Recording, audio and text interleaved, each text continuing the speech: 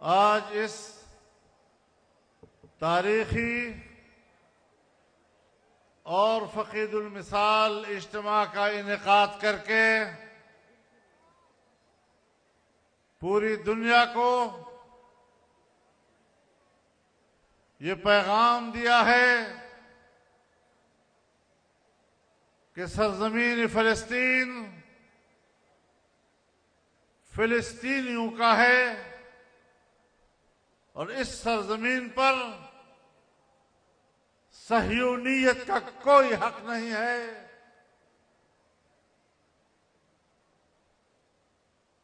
15 مہینے قبل یہاں اسی اجتماع میں، جس اجتماع کو ہم نے طوفان اقصی کا نام دیا تھا، اور ہم نے اپنے فلسطینی بھائیوں کے ساتھ یکجہتی کا اظہار کیا تھا، ہم آج بھی ان کو بتانا چاہتے ہیں کہ ہم آپ کے شانہ بشانہ کھڑے ہیں۔ ہم ایک مضبوط موقف پہ قائم ہیں، اور جس طرح آپ میدان جنگ میں ہیں، ہم بھی پاکستان کی سرزمین پر آپ کے شانہ بشانہ اور قدم بقدم آپ کی جہاد میں شریک ہیں۔ میرے محترم دوستو، ہمارے محترم مہمان نے ایک بات کہی اور اس کا شاید ترجمہ نہیں ہو سکا۔ انہوں نے کہا کہ آپ یہاں پر اسرائیل مرد آباد کے نام سے اجتماع کر رہے ہیں، اسرائیل مرد آباد کا نعرہ بلند کر رہے ہیں، اور ہم ارض فلسطین پر اسرائیل مرد آباد کے نعرے پر عمل درآمد کر رہے ہیں۔ میرے محترم دوستو، امریکہ ہو یا مغربی دنیا، انسانی حقوق کے علمبردار بنتے ہیں۔ مجھے ان کی تاریخ بھی معلوم ہے، مجھے ان کا کل بھی معلوم ہے اور آج بھی معلوم ہے۔ جنگ عظیم اول میں اسی مغربی دنیا نے کروڑوں انسانوں کا قتل عام کیا تھا۔ جنگ عظیم دوم میں اسی مغربی دنیا نے کروڑوں انسانوں کا قتل عام کیا تھا، اور آج 20 سال تک افغانستان میں افغانوں کا قتل عام ہوتا رہا، عرب دنیا میں عرب مسلمانوں کا قتل عام ہوتا رہا۔ آج غزہ کے مسلمانوں پر بمباریاں ہو رہی ہیں، 50,000 کے قریب وہ اپنے شہداء دے چکے ہیں۔ اسرائیل مجاہدین کے مقابلے میں میدان میں نہیں ٹھہر پا رہا، وہ معصوموں اور بے بس مسلمانوں پر بمباریاں کر رہے ہیں۔ اس وقت بھی اگر 50,000 شہداء ہیں جو 15 مہینوں میں دے چکے ہیں، 75% اس پہ چھوٹے بچے اور خواتین ہیں۔ آپ بتائیں کہ اس ظلم اور فلسطینیوں کی اس نسل کشی پر اگر امریکہ انہیں سپورٹ کر رہا ہے، اگر برطانیہ ان کو سپورٹ کر رہا ہے، اگر نیٹو ممالک ان کو سپورٹ کر رہے ہیں، تو کیا ان کو آج کے بعد انسانی حقوق کی بات کرنے کا حق حاصل ہے؟ جن کے ہاتھوں इंसानी हुकूक का कत्लेआम हो रहा है, जिनके हाथों इंसान की जान महफूज नहीं, जिनके हाथों इंसान का माल महफूज नहीं, जिनके हाथों इंसानों का इज्जत और आबरू महफूज नहीं, और छोटे छोटे शीरखार बच्चे आज वहां पर ये नहीं समझ पाएंगे कल कि हम किसकी औलाद थे, मेरे बाप का नाम क्या था, मेरी माँ का नाम क्या था। क्या इनको भी इंसानी हुकूक की बात करने का हक हासिल है? तुम्हारे हाथों से इंसानों का खून टपक रहा है, इंसानियत का खून टपक रहा है, इंसानी हुकूक का कत्लेआम हो रहा है। तुम इंसानियत के कातिल हो। अगर सद्दाम हुसैन को इस बुनियाद पर फांसी दी जाती है कि आपने एक शहर में ऑपरेशन किया और इतने लोग आपने कत्ल किए थे, तो इतनी इंसानियत के कत्लेआम पर क्या नेतन्याहू को फांसी पे चढ़ाना उनका हक नहीं बनता? ये इंसानियत का दुश्मन है। अमेरिका और मगरबी दुनिया इंसानियत के कातिल हैं, और इंशाअल्लाह हमने यहां पर हक व इंसाफ की आवाज बुलंद की है। हमने इस खित्ते में इंसानियत को शऊर अता किया है। पता चल जाए कि दुनिया में मजलूम कौन है और जालिम कौन है। तुम अफगानिस्तान पर हमला करो, और मैं अपनी एस्टेब्लिशमेंट को भी कहना चाहता हूं, जनरल मुशर्रफ की मार्शल लॉ ने अमेरिका का इत्तेहादी होने का ऐलान किया, अमेरिका को पाकिस्तान के अड्डे दिए, अमेरिका को पाकिस्तान की फजाएं दी, और अफगानिस्तान में अपने मुसलमान भाइयों के खिलाफ अपनी फौज को इस्तेमाल किया, अपने हवाई अड्डों को इस्तेमाल किया, अपने फजाओं को इस्तेमाल किया।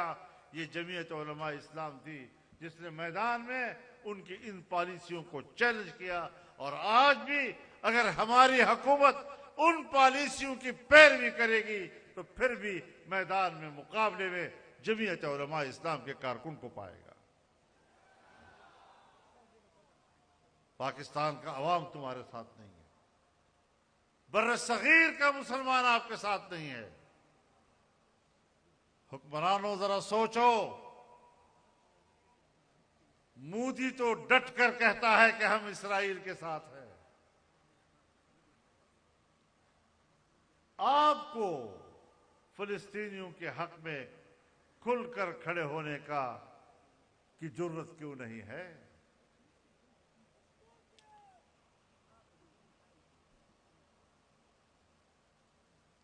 तो ये एक मैदान है, और जमीयत उलमा इस्लाम का मौक़िफ़ वाज़ेह है। मेरा दावा है कि कौम हमारे साथ है, अवाम हमारे साथ है। हमने साल हा साल से जब भी अवाम को दावत दी, ताहद नजर इंसानियत ने हमारे आवाज पर लब्बैक कहा, और आज का इज्तिमा भी इस बात का ऐलान कर रहा है। चंद दिन पहले हमने सक्खर में इज्तिमा किया, उससे पहले हमने मीरपुर खास में इज्तिमा किया, हमने पंजाब में इज्तिमा किए, हमने खैबर पख्तूनख्वा में किए, हमने बलोचिस्तान में किए। कौम की एक ही आवाज है, और वो यही कि जमीयत उलमा इस्लाम पाकिस्तान के निज़ाम को और पाकिस्तान के मुस्तकबिल को अपने हाथ में ले ले।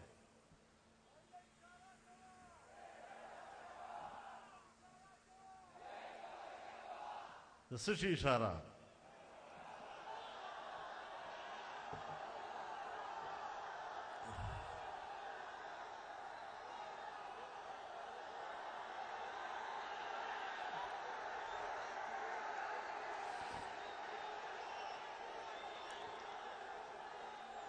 मेरे मोहतरम दोस्तों,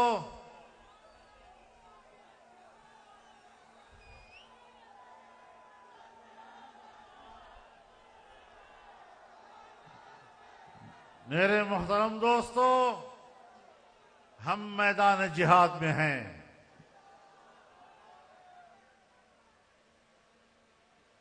اور ہم یہ بھی بتا دینا چاہتے ہیں کہ پاکستان حکمرانوں کا نہیں، پاکستان ہم سب کا ہے. ایک جرنیل کے جیب میں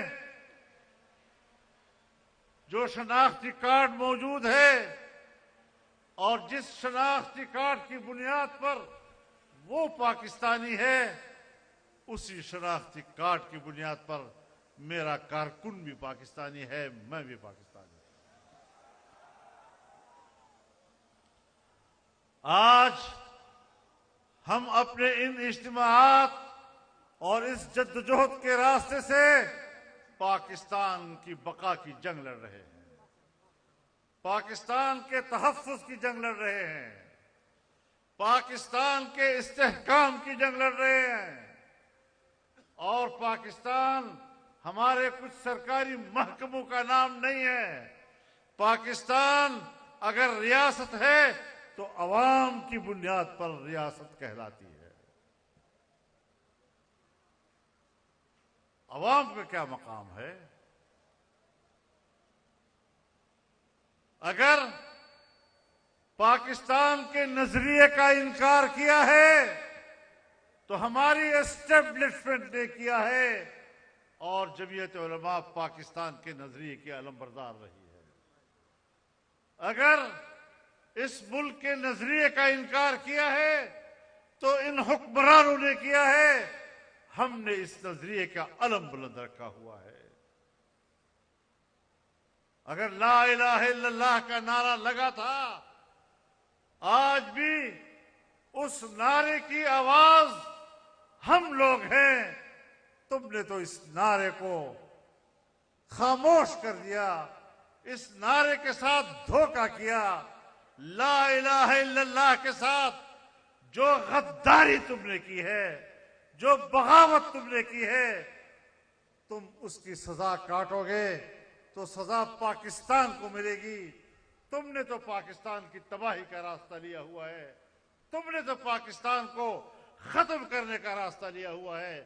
اور میں اپنا ایک جملہ آج ایک بار پھر دہرانا چاہتا ہوں کہ پاکستان کے قیام میں بھی تمہارا کوئی کردار نہیں، پاکستان کی بقا میں بھی تمہارا کوئی کردار نہیں.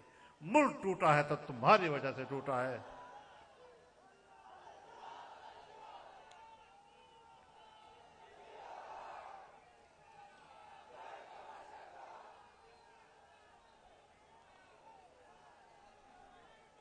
میرے دوستو، آج پھر سے ہم نے عزم کا اظہار کرنا ہے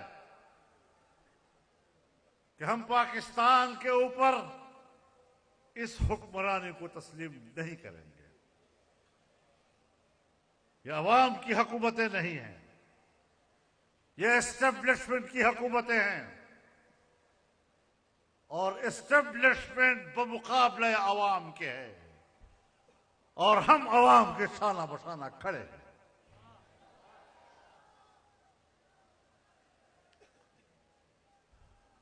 تم نے ختم نبوت کے مسئلے کو چھیڑا تو ہم میدان میں آئے، اور اللہ تعالیٰ نے ہمیں توفیق بخشی کہ قادیانیوں کو دوبارہ مسلمان تسلیم کرانے کے جو ارادے تھے اور جو عزائم تھے، ہم نے انہیں خاک میں ملایا ہے. اور ایسی کمر توڑی ہے قادیانیت کی کہ 100 سال تک بھی وہ اپنی کمر سیدھی نہیں کر سکیں گے.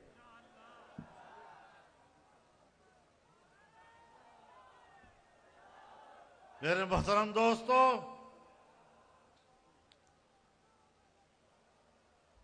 پارلیمنٹ میں 26ویں ترمیم آئی،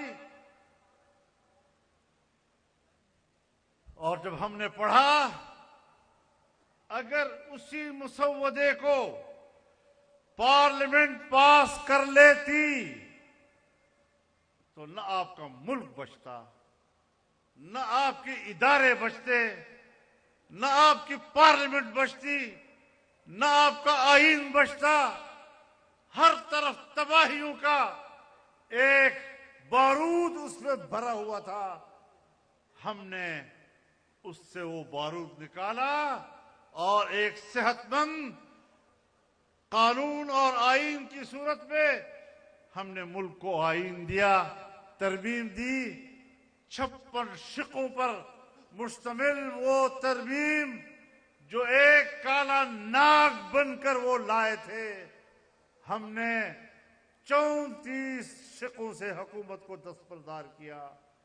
22 شقوں پر ہم ان کو لے آئے اور پھر اپنے کچھ شقیں جو سود سے متعلق تھی، جو وفاقی شرعی عدالت سے متعلق تھی، جو اسلامی نظریاتی کونسل سے متعلق تھی، وہ ہم نے اس کا حصہ بنایا.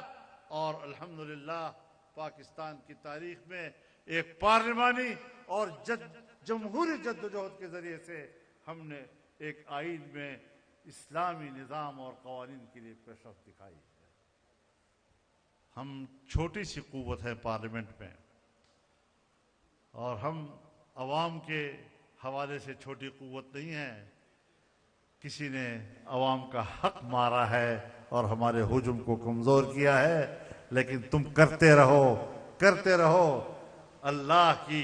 اللہ کی گفتگو اور اس کا فرمان وہ ایک حقیقت ہے کہ کم من فئۃ قلیلۃ غلبت فئۃ کثیرۃ باذن اللہ.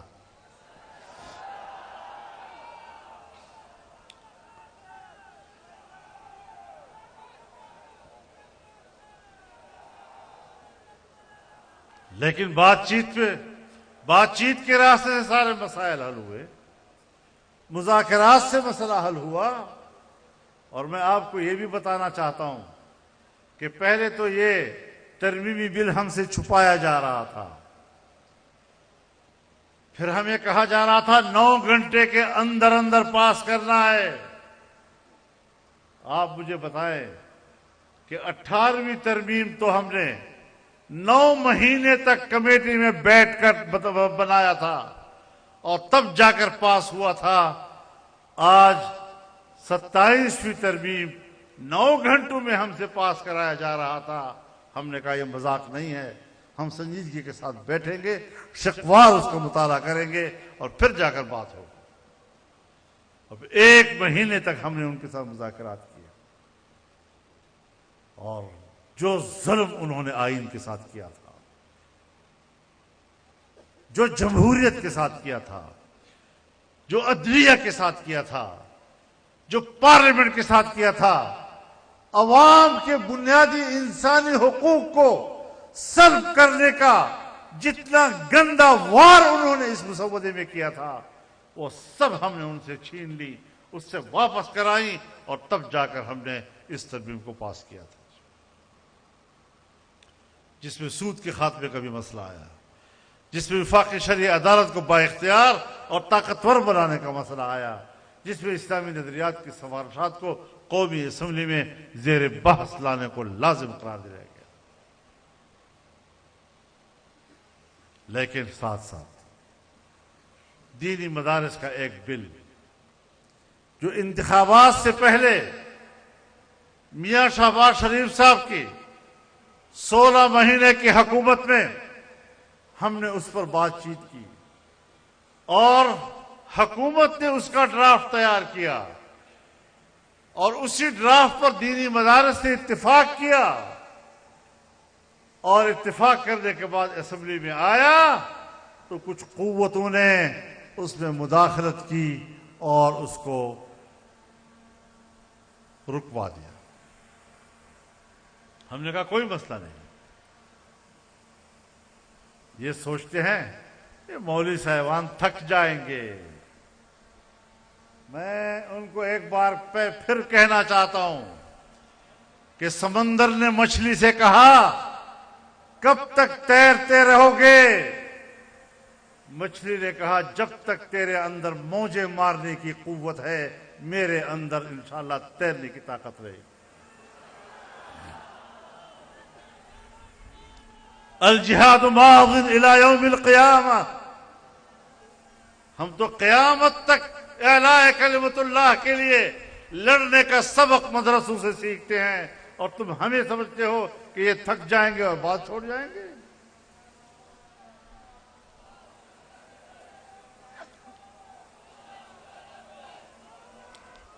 تو میرے محترم دوستو، اب آپ مجھے بتائیں کہ الیکشن سے پہلے جب حکومت میں تھے ہم لوگ، پیپلز پارٹی حکومت میں تھی، آصف علی زرداری اس حکومت کا حصہ تھے، بلاول بھٹو اس حکومت کا حصہ تھے، مسلم لیگ اس حکومت کا حصہ تھی، MQM اس کا حصہ تھی، اور جماعتیں اس کا حصہ تھی۔ اس وقت اس بل پہ اتفاق ہوا، حکومت نے مسودہ بنایا اور ہم نے ان کے ساتھ بات کر کے اس کو قابل قبول بنایا۔ آج دوبارہ ہم نے ان سے کہا کہ ایک چیز جو طے ہو چکی ہے اس کو تو پاس کر دیں۔ جب اتنی بڑی ترمیم آپ لا رہے ہیں تو ایک قانون دینی مدارس کے حوالے سے معطل پڑا ہوا ہے، اس کو پارلیمنٹ میں لایا جائے اور پیش کیا جائے۔ میرے گھر پر 1 مہینہ میٹنگیں رہی ہیں، آپ بھی دیکھتے رہے ہوں گے۔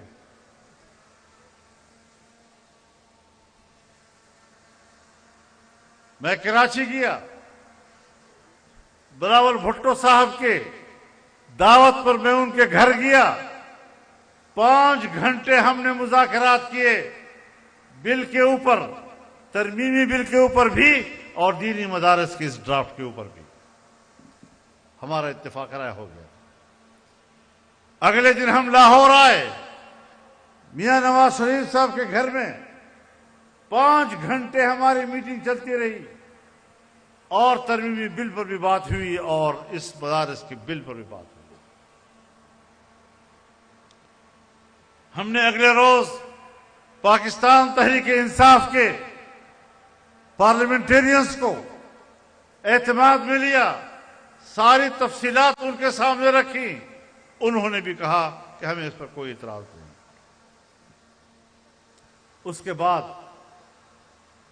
یہ بل پہلے سینٹ میں پیش ہوا، اور سینٹ میں پیپلز پارٹی اور مسلم لیگ اور تمام سیاسی جماعتوں نے اس بل کو ووٹ دیا اور اس کو پاس کرایا۔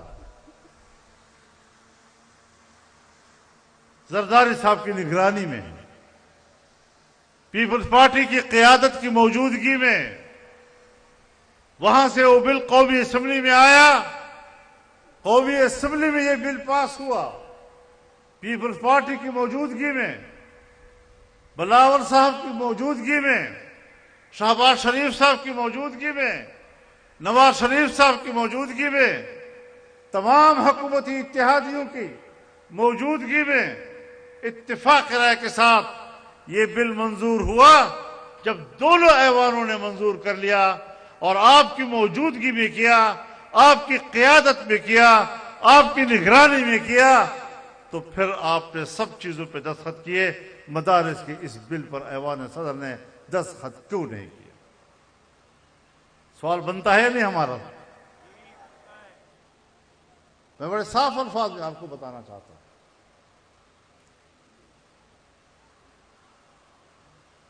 اب ظاہر ہے کہ اس پر دستخط نہ کرنا، اس کے مسودے کی تیاری میں آپ شریک، اسمبلی میں پیش کرنے میں آپ شریک، اس کو پاس کرنے میں آپ شریک، اور اب اس پر دستخط کرنے میں آپ شریک نہیں ہو رہے۔ یہ کیا ہے؟ یہ بدنیتی ہے یا نہیں؟ یہ دھوکہ ہے یا نہیں؟ یہ فراڈ ہے یا نہیں؟ تو پھر ہم آپ کو معاف کریں گے کیا؟ تو آپ بتائیں کہ اگر ہم فیصلہ کرتے ہیں اسلام آباد کی طرف مارچ کرنے کا، تو آپ تیار ہیں یا نہیں؟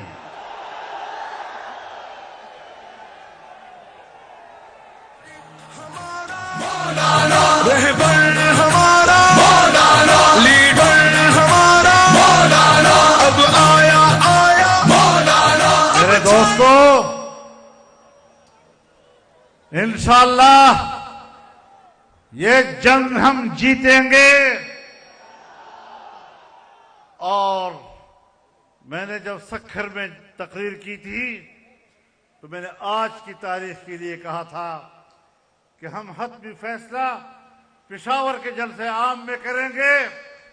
آج مجھے حضرت شیخ مفتی محمد تقی عثمانی صاحب نے بتایا، وہ ہمارے وفاق المدارس کی بھی صدر ہیں، وہ اتحاد تنظیمات مدارس دینیہ کے بھی صدر ہیں، اور میں نے بھی ان سے بات کی۔ طے یہ ہوا ہے کہ تمام اتحاد مدارس کا اجلاس ہوگا اور سب کو اعتماد میں لے کر ایک متفقہ موقف انشاءاللہ اختیار کریں گے، اور اس کے بعد پھر آپ کو اگر ہمیں کال دینی پڑی آپ ہر وقت تیار رہیں گے۔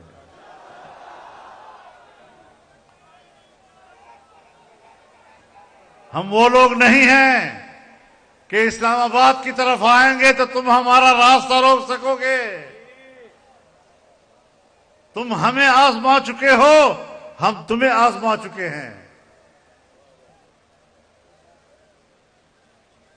اور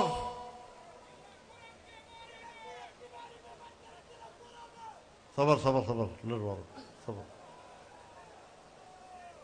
ہم ایک بات واضح کر دینا چاہتے ہیں کہ ہم تمام دینی مدارس کے مختلف مکاتب فکر کو اعتماد میں رکھنا چاہتے ہیں، اور اگر ہمارے صدر نے اجلاس بلا لیا ہے 16 یا 17 کو ہمارا اجلاس ہوگا، اور اس میں تمام کو اعتماد میں لے کر ہم ایک متفقہ فیصلہ لیں گے انشاءاللہ العزیز۔ اور یہ بتا دوں کہ ہمیں دھمکیاں مت بھیجا کرو، وردی والوں، ایجنسیوں والوں، ہمیں دھمکیاں مت بھیجا کرو۔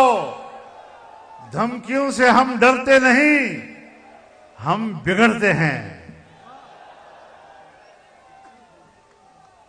ہم تو تحمل کا مظاہرہ کر رہے ہیں، ہم نے تو ان جیالوں کو قابو رکھا ہوا ہے، اور اگر ہم نے آنے کا فیصلہ کیا تو تمہاری گولیاں ختم ہو جائیں گی، ہمارے سینے ختم نہیں ہوں گے انشاءاللہ۔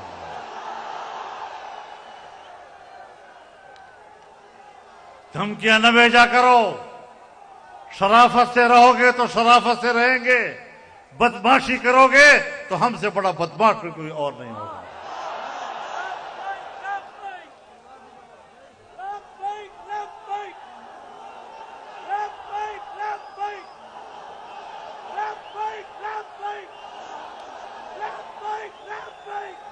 میرے محترم دوستو، ابھی انہوں نے ایک اور چال چلی ہے، وہ بھی بتا دوں آپ کو۔ ہمارے ہی رنگ کے مولویوں کو اٹھا کر میڈیا پہ لا رہے ہیں۔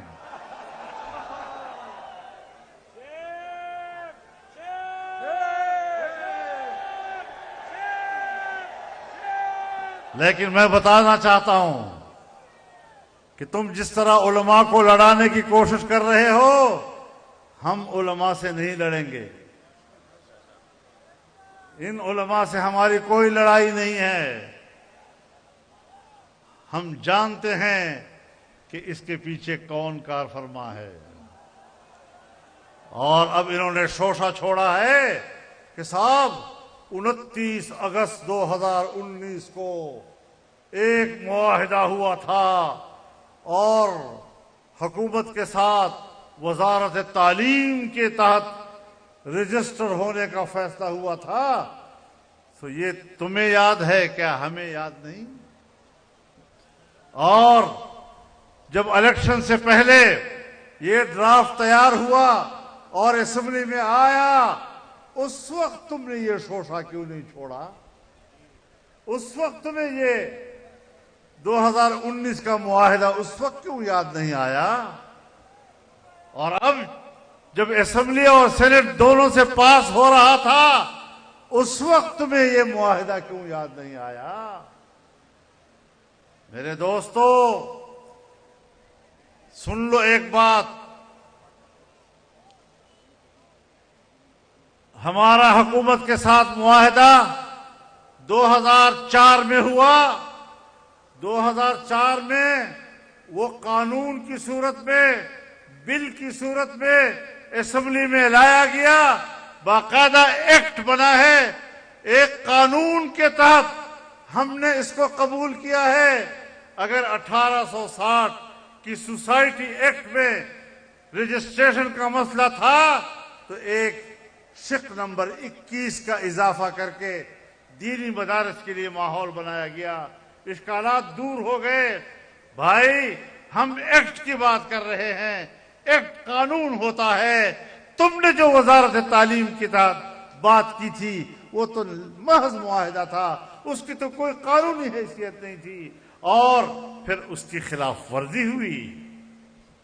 آپ جانتے ہیں اور جان لینا چاہیے کہ دینی مدارس میں ہم سرکار کی مداخلت تسلیم کرنے کو تیار نہیں ہے۔ مدارس آزاد ہوں گے، آزاد حیثیت میں اپنا کام کریں گے۔ 2004 اور 2005 میں ہم نے آپ کو بتایا اور آپ کے ڈیمانڈ پر ہم نے آپ کے ساتھ معاملات طے کیے۔ آپ نے کہا مدارس کا مالیاتی نظام، ہم نے کہا بالکل ٹھیک ہے۔ آپ نے کہا مدارس کا تعلیمی نصاب، ہم نے کہا بالکل ٹھیک ہے، آئیں بات کرتے ہیں۔ آپ نے کہا مدارس کا انتظامی ڈھانچہ، ہم نے کہا آئیں ایک دوسرے کو سمجھاتے ہیں۔ ہم ایک دوسرے کو سمجھانے میں کامیاب ہو گئے، معاملات طے ہو گئے۔ دینی مدارس میں میٹرک تک تعلیم دی جائے گی، یہ معاملات طے ہو گئے۔ ان کی سند کو ایک مستقل گریجویشن کی حیثیت حاصل ہوگی۔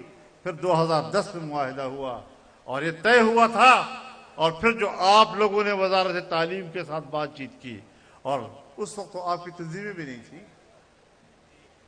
اس وقت تو آپ وفاق میں تھے، اس وقت تو آپ کی تنظیمیں نہیں تھیں،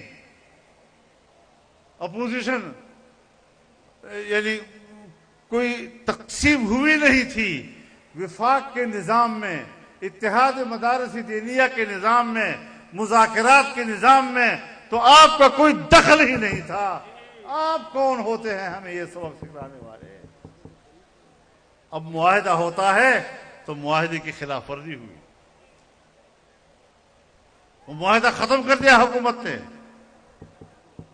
اس معاہدے میں یہ تھا کہ مدارس کی رجسٹریشن ہوگی، وزارت تعلیم سے ہم منسلک ہوں گے، ماتحت نہیں ہوں گے۔ لیکن تم لوگوں نے ایک ڈائریکٹریٹ جنرل بنایا اور کہا کہ اس ڈائریکٹریٹ کے تحت آپ نے رجسٹریشن کرنی ہوگی، اور جب ڈائریکٹریٹ آپ نے بنایا اس کا معنی یہ ہے کہ آپ نے دینی مدارس میں مداخلت کے لیے ادارہ بنایا۔ تو دینی مدارس، بتاؤ معاہدے میں کہاں ڈائریکٹریٹ لکھا ہوا ہے؟ بتاؤ معاہدے میں کہاں پر ڈائریکٹریٹ جنرل ریلیجس تعلیم کا لفظ کدھر لکھا ہوا ہے؟ آپ نے بعد میں یہ ڈائریکٹریٹ بنا کر ہمیں میسج دیا کہ مدارس ہمارے ماتحت ہوں گے۔ ہم نے کہا ہم آپ کے ماتحت نہیں ہوں گے۔ 1860 کے ایکٹ کے تحت ہم نے ضرور رجسٹریشن کی ہے اور کراتے رہے ہیں، لیکن انہوں نے تو کبھی ڈائریکٹریٹ نہیں بنایا، انہوں نے تو کبھی ہمارے معاملات میں مداخلت نہیں کی۔ وزارت صنعت حرفت نے کبھی بھی مدارس میں مداخلت نہیں کی۔ وہ رجسٹریشن وہ تو ایک وزارت ڈاک خانے کی حیثیت رکھتا ہے۔ ہم نے کہا وزارت تعلیم وہ بھی ڈاک خانے کی حیثیت رکھے گا، اس سے زیادہ اس کا کوئی کردار نہیں ہوگا۔ لیکن انہوں نے ڈائریکٹریٹ بنا کر براہ راست مدارس کو کنٹرول کرنے کا عملی اقدام کر کے معاہدے کے خلاف ورزی کی، اور پھر اس وقت وزیر تعلیم نے بیان دیا کہ دینی مدارس یہ ہمارے وزارت تعلیم کے ماتحت ہوں گے۔ تو تم نے معاہدہ توڑ دیا۔ ہمیں یہ شرط اس وقت بھی قبول نہیں تھی۔ اس کے بعد آپ نے کہا تھا کہ دینی مدارس کی جتنی رجسٹریشن ہوئی ہے اب وہ رجسٹریشن برقرار رہے گی اور نئی رجسٹریشن کے لیے ہم تعاون کریں گے. آپ بتائیں کہ 2019 کے اگست سے لے کر آج تک تم نے ایک رجسٹریشن بھی بحال کی ہے مدارس کی؟ ایک بھی بحال نہیں کی. نہ کوئی نئی رجسٹریشن کے لیے تعاون کیا جو معاہدے میں لکھا ہوا ہے. تو جب آپ نے رجسٹریشن ہماری بند رکھی ہوئی ہے، اس معاہدے پر آپ نے عمل ہی نہیں کیا، مزید رجسٹریشن کے لیے آپ اجازت نہیں دے رہے تھے، تو معاہدہ تو آپ نے توڑ دیا. اس معاہدے میں آپ نے لکھا تھا کہ بینک اکاؤنٹس کھولے جائیں گے اور اس میں ہم تعاون کریں گے. آپ بتائیں ایک بینک اکاؤنٹ کھلا نہیں، اور ابھی حال ہی میں سنا ہے کہ ایک بینک نے 1000 اکاؤنٹ مدارس کے بند کر دیے ہیں. کس معاہدے کی بات کرتے ہو؟ جس معاہدے کو تم نے پھاڑا ہے، جس معاہدے کو تم نے اچھالا ہے، اس کا ذکر کرتے ہو. اور بمقابلہ قانون کے معاہدہ تو لفظی چیزیں ہوتی ہیں. ڈائریکٹریٹ تو ایک لفظی چیز ہے. میں بات کرتا ہوں ایکٹ کی اور قانون کی. میں قانون سے وابستہ ہو کر مدارس کو چلانا چاہتا ہوں، اور تم مجھے زبانی معاہدات یاد دلاتے ہو. ایسا بیوقوف آپ نے ہمیں سمجھا ہوا ہے. بیوروکریسی اور اسٹیبلشمنٹ کے ہاتھوں آپ جیسے حضرات بیوقوف بن سکتے ہیں. ہم بہت سیانے لوگ ہیں، ہمیں وہ بیوقوف نہیں بنا سکتے انشاءاللہ. اور اس معاہدے میں لکھا تھا کہ غیر ملکی طلباء ان کو 9 سال کا ویزا دیا جائے گا تاکہ غیر ملکی پاکستان کے مدارس میں پڑھ سکیں. ایک ویزا بتاؤ جو تم نے آج تک غیر ملکی لوگوں کو دیا ہو. معاہدے تو ان چیزوں پر مشتمل تھے. بیرون ملک طلباء کا ویزا کہاں ہے؟ بینک اکاؤنٹس کا معاہدہ کہاں ہے؟ رجسٹریشن کرانے اور اس کو برقرار رکھنے کا معاہدہ کدھر ہے؟ ڈائریکٹریٹ جنرل کہاں سے آ گیا بیچ میں؟ ہمیں سمجھانے کی کوشش کرتے. بیڑا غرق کیا تم لوگوں نے. ہم قانون کی بات کرتے ہیں. قانون پاس ہو چکا ہے. پہلے بھی قانون پاس ہوا تھا، اب بھی قانون پاس ہوا ہے. اور جب وفاق ایک ایسا قانون پاس کرے کہ جس کا تعلق صوبوں کے اختیارات کے ساتھ بھی ہو، تو وہی قانون صوبوں میں جا کر بھی صوبائی اسمبلیاں پاس کرتی ہے. ہم اس پروسیجر کا تو انکار نہیں کر رہے، لیکن دھوکہ کیوں دے رہے ہو لوگوں کو؟ ٹی وی پہ آ کر جھوٹ کیوں بول رہے ہو؟ گمراہ کیوں کر رہے ہو قوم کو؟ ہم پوری طرح اس صورتحال کو سمجھتے ہیں. تم کسی فورم پر آ کر ہمارا سامنا تو کرو، پتہ لگ جائے گا تم کیا ہوتے ہو. تو میں ان کو واضح پیغام دینا چاہتا ہوں کہ دینی مدارس کے حوالے سے میڈیا کو غلط استعمال مت کرو، اینکروں کو غلط ہدایات مت دو. علماء کرام کو میڈیا میں لا کر آپ ان کو لڑانے کی سازشیں کر رہے ہیں. سنو، اب ہمیں کہا گیا کہ آپ یہ ضرور کہیں کہ دینی مدارس 1860 کے ایکٹ کے تحت، سوسائٹیز ایکٹ کے تحت رجسٹر ہوں گی، لیکن اگر کوئی تعلیم کے تحت ان باقی تنظیموں کے ساتھ جو بعد میں بنی ہیں اور وہ بھی خفیہ ایجنسیوں نے بنوائی ہے، اگر اس پہ بھی کوئی مدرسہ رجسٹر ہونا چاہے تو آپ اس پر اعتراض نہیں کریں گے. میں نے کہا ہم نہیں کریں گے. ہم نے تو فراخ دلی کا مظاہرہ کیا ہے. ہم نے تو آپ سے کہا تھا کہ ہمیں اس پر بھی اعتراض نہیں ہے. اب بھی ایکٹ میں یہی لکھا ہوا ہے کہ مدارس آزاد ہوں گے جہاں سے وہ رجسٹریشن کرانا چاہیں گے. آپ کہتے ہیں ہمارے پاس 18,000 مدارس رجسٹرڈ ہیں، 22 لاکھ طلباء ہمارے ساتھ پڑھ رہے ہیں. کدھر ہے؟ ہم بھی تو مدرسوں والے ہیں. ہمارے پڑوس میں تو کوئی مدرسہ نظر نہیں آ رہا آپ کا. मदरसा बोर्ड ये तो हमारे मरहूम जनरल मुशर्रफ ने भी बनाया था, तो तुम भी तो उसी का तसलसल हो। न तुम मदरसा हो, न तुम तंजीम हो, न तुम रजिस्ट्रेशन हो। कोई जाता है तो जाए, लेकिन जहां पर किसी कोठे के ऊपर आपने मदरसे का नाम लिख दिया और रजिस्ट्रेशन बना दिया, वो भी हम मदरसा तस्लीम करें? तो ये डम्मी चीजें नहीं चलेंगी, हकीकी मदरसा चलेगा। लेकिन फिर भी मैंने आप पे एतराज नहीं किया, मैंने आपको अपने मुद्दे मुकाबिल नहीं समझा, हमने उलमा को आपस में लड़ाना नहीं चाहा। अब आज आप उठे हैं, आज आप जाग गए हैं, टेलीविजन पे आ रहे हैं, ये हुआ था और वो हुआ था, हमें याद दिला रहे हैं। ओ बचूंगड़ो, तुम हमारे शागिर्द हो, वो तुम्हारी पगड़ियां हमने तुम्हें बंधवाई हैं, और पगड़ियों के ऊपर जो 2-3 चादरें आपने पहनी वो भी हमने उड़ाई हैं आपको।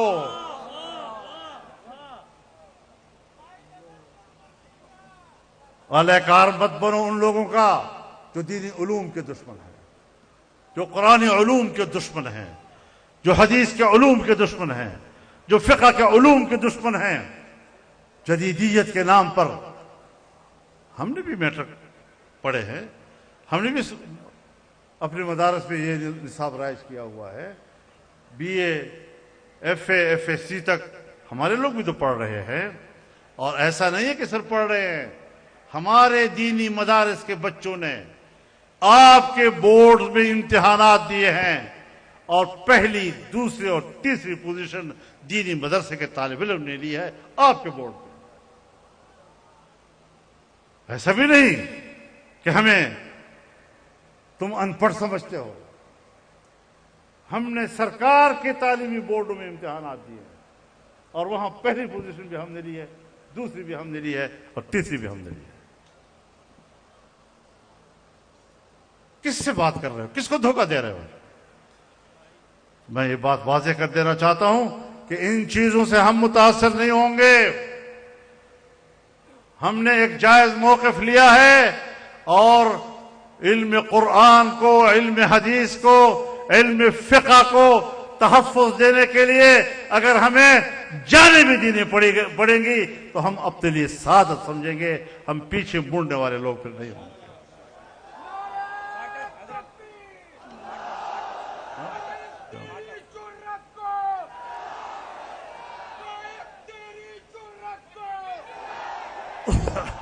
यहां हमारे असेंबलियों में कानून साजियां हुई और उसके पीछे लिखा गया कि ये कानून साजी दरअसल FATF और IMF की डिमांड है, ये उनकी जरूरत है।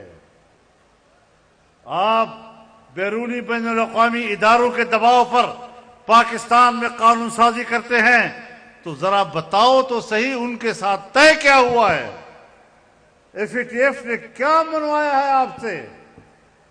वो राज में क्यों है? उसको छुपाया क्यों हुआ है? वो बिल्ली थैले में क्यों है?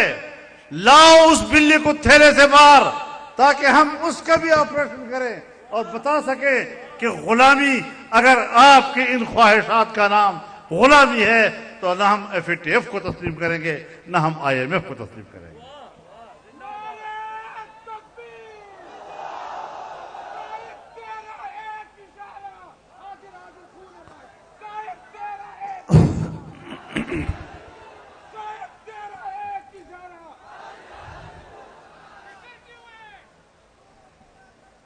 मुझे मारूणो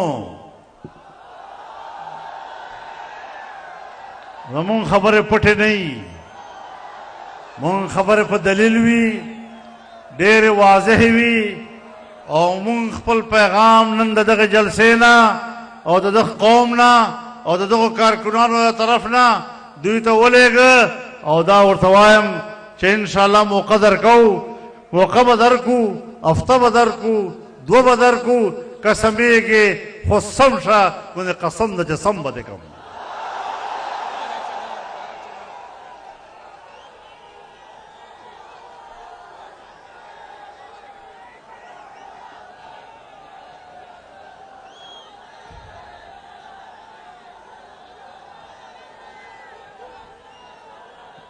اس کس لاس پورته کوي چې کوم به مونږ سره میدان ته وځي، چې کوم نه وځي هغه لاس مه پورته کوئ، تکلف مه کوئ. مونږ سره هغه کس لاس پورته کوي چې بیا به را تښتي نه.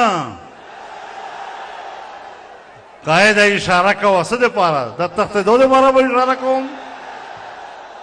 بیا به پرې ورځو، بیا به واپسي نه وي په هغې کې. خو مونږ تحمل نه کار اخلو. کوشش هم دا ده چې د عقل په ذریعې باندې دوی پوه کړو، او که د عقل په ذریعې نه پوهېږي بیا به په لوړ باندې پوهیو. نو الله رب العالمین دې ستاسو دغه جذبه قبوله کړي. انشاءالله دین دپاره به جنګېږو. د فلسطین نه راواخله د پاکستان تر مدرسې پورې به خپل جنگ جاری ساتو. الله دې زموږ مل شي او الله دې زموږ د قربانیانې قبول وګرځي. واخر دعوانا ان الحمد لله رب العالمین. قائد ہمارا مولانا، رہبر ہمارا مولانا، لیڈر ہمارا مولانا.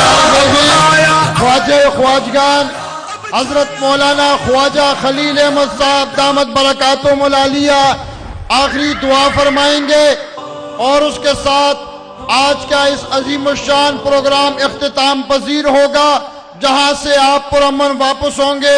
حضرت خواجہ خلیل احمد صاحب آخری دعا فرما رہے ہیں. بسم اللہ الرحمن الرحیم. اللہم صل علی سیدنا محمد وعلی آل سیدنا محمد وبارک وسلم علیہ. ربنا آتنا فی الدنیا حسنہ وفی الآخرة حسنہ وقنا عذاب النار. ربنا ظلمنا أنفسنا وإن لم تغفر لنا وترحمنا لنكونن من الخاسرين. رب اجعلني مقيم الصلاة ومن ذريتي ربنا وتقبل دعاء. ربنا اغفر لي ولوالدي وللمؤمنين يوم يقوم الحساب. اللهم إنا نسألك من خير ما سألك منه نبيك محمد صلى الله عليه وسلم، ونعوذ بك من شر ما استعاذ منه نبيك محمد صلى الله عليه وسلم، وأنت المستعان وعليك البلاغ ولا حول ولا قوة إلا بالله. اللهم أحسن عاقبتنا في الأمور كلها وأجرنا من خزي الدنيا وعذاب الآخرة.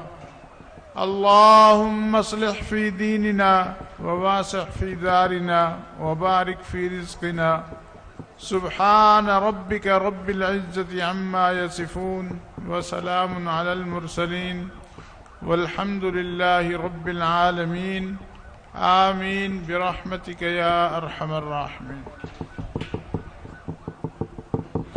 يا إخوتنا لبيك القدس لنا